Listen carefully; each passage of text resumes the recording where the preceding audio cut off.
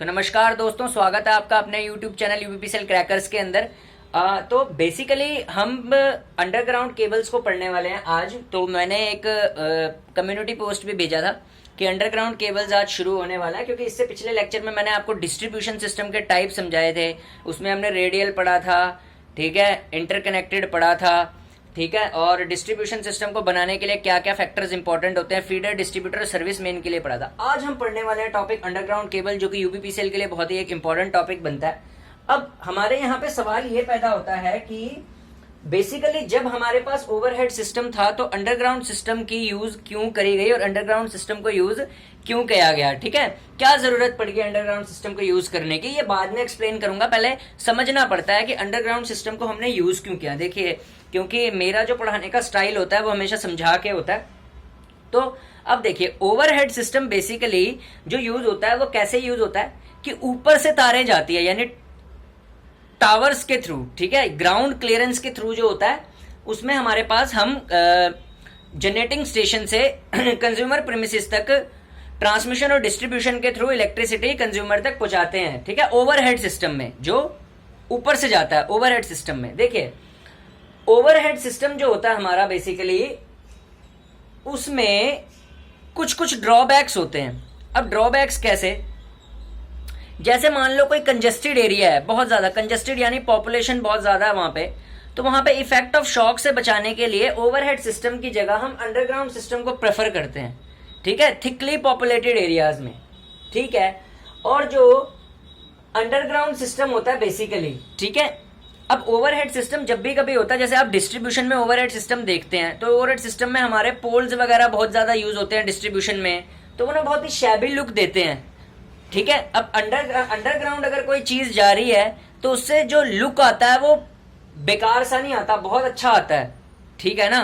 तो underground system को use generally किया जाता है, ठीक है, थिकली कंजेस्टेड एरियाज में किया जाता है, ठीक है, और डेवलप्ड कंट्रीज में बहुत ज्यादा अंडरग्राउंड केबल्स का यूज होता है, ठीक है।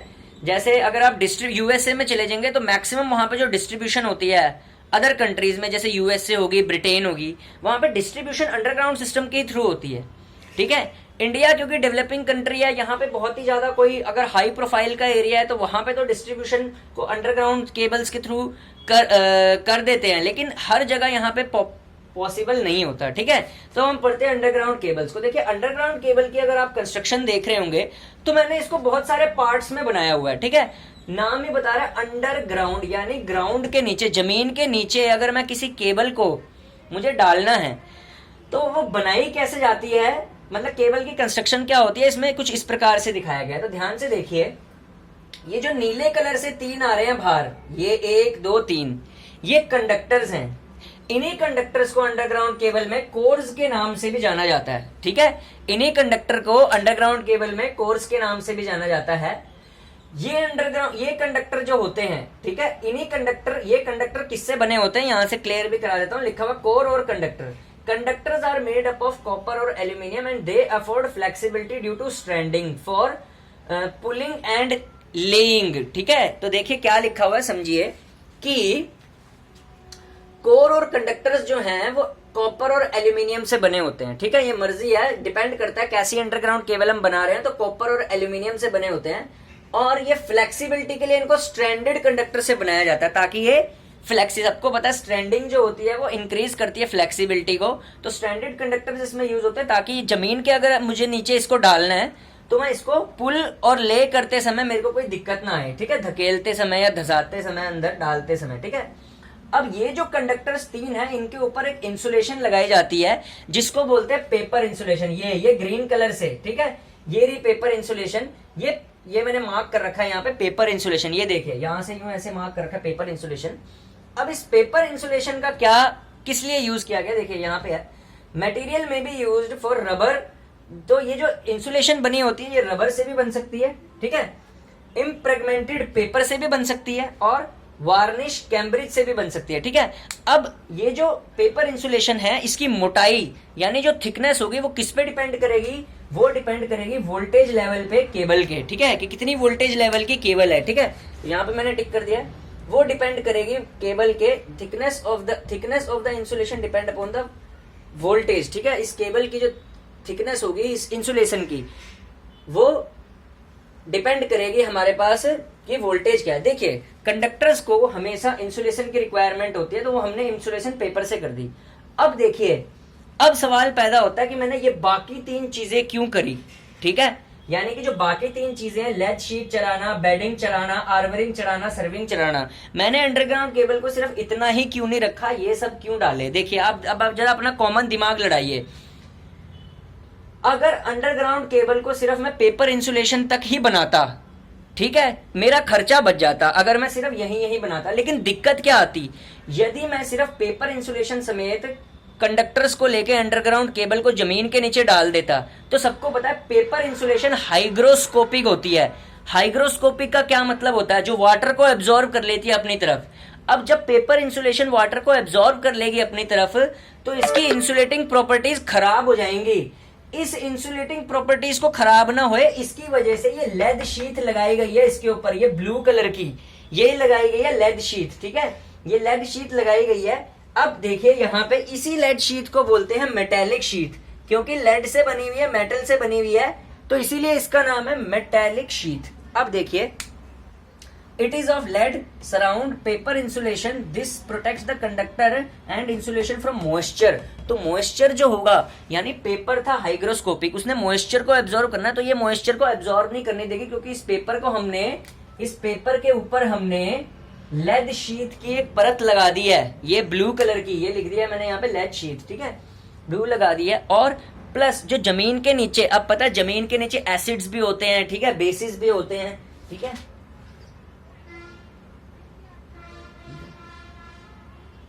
और डैम्पनेस भी होती है, एल्कलीज भी होते हैं, ठीक है, एल्कलीज होते हैं, ठीक है, डैम्पनेस होती है, ठीक है, उस सब से प्रोटेक्ट करता है ये लेड शीट, ठीक है, ठीक है, लेड शीट उससे प्रोटेक्ट करती है, ठीक है। अब नेक्स्ट सवाल सबसे इंपॉर्टेंट, अब इस मेटालिक शीट के ऊपर हमने क्या करा, बेडिंग, ठीक है। अब ये बेडिंग क्या चीज होती है,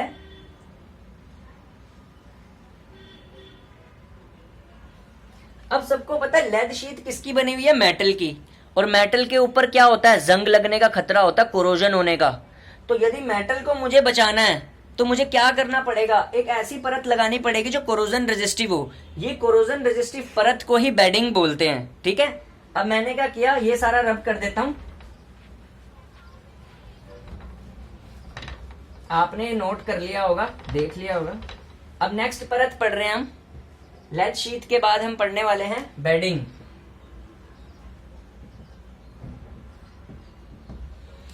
ठीक है। अब बेडिंग किससे बनी हुई है, in order to avoid corrosion of lead sheet, sheet is wrapped,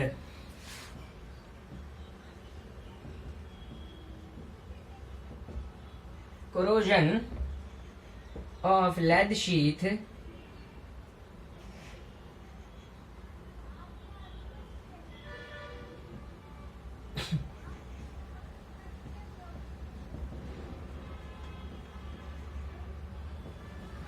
sheath is wrapped with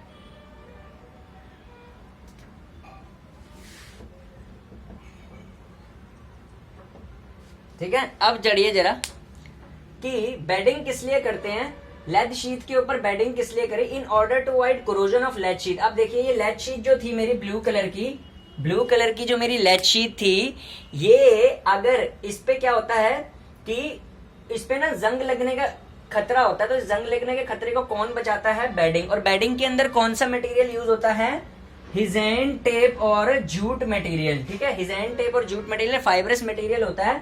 ये प्रोटेक्ट करता है किससे, जंग लगने से बचाता है, ये बचाता है जंग लगने से, ठीक है, केबल को, ठीक है।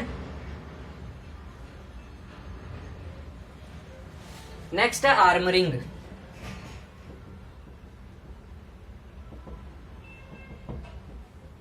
ठीक है, ये वाला, ये जो अगली परत है, ठीक है, ऐसे ऐसे ऐसे ऐसे ये सारी परत यहां से लेके यहां तक, ये जो ग्रीन सारा बना रखा है और ये ब्लू के 0 0 0 ये डॉट डॉट डॉट डॉट्स बना रखे हैं, ये आर्मरिंग है। आर्मरिंग किस लिए देते हैं देखिए, पहले समझा रहा हूं फिर लिखवा देता हूं।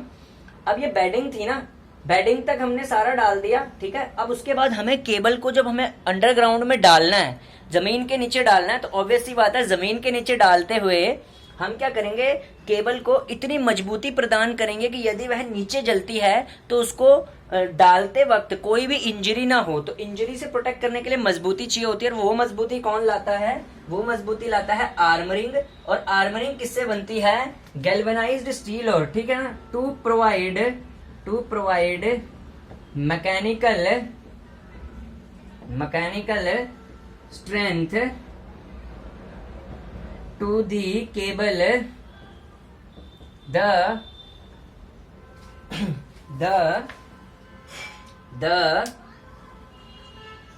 to provide mechanical, 2 मिनट पानी पी रहा हूं, अभी आ रहा हूं। to provide mechanical strength to the cable, to provide तब तक ये लिख लो, तब तक मैं बोल भी रहा हूं पानी पीते पीते। to provide mechanical strength to the cable, to provide mechanical strength to the cable, ठीक है। आ गया गैल्वेनाइज्ड स्टील, गैल्वेनाइज्ड लिखो, गैल्वेनाइज्ड स्टील वायर और tapes are used, known as armouring, ठीक है। तो आर्मरिंग क्या है कि केबल को मैकेनिकल स्ट्रेंथ प्रोवाइड करने के लिए गैल्वेनाइज्ड स्टील वायर और टेप्स यूज करी जाती हैं, जो किससे बनती है, आर्मरिंग की, ठीक है। तो सबसे इंपॉर्टेंट गैल्वेनाइज्ड स्टील और वायर टेप्स, ठीक है।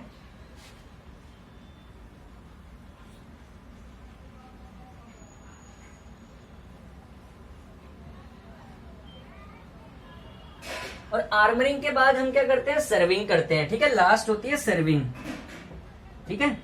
सर्विंग का भी वैसा ही काम होता है, ठीक है। सर्विंग, ठीक है, इसमें इम्प्रेगमेंटेड हिसैन पेपर लेते हैं, ठीक है, ठीक है। और ये आर्मरिंग को प्रोटेक्ट करती है, ठीक है। इट प्रोटेक्ट्स आर्मरिंग, ठीक है। लास्ट लेयर जो होती है वो सर्विंग होती है, ठीक है। इट प्रोटेक्ट्स आर्मरिंग, और ये इम्प्रेगमेंटेड हिसैन टेप से बनी होती है, ठीक है, ठीक है, ठीक है। किससे बनी होती है, इम्प्रेगमेंटेड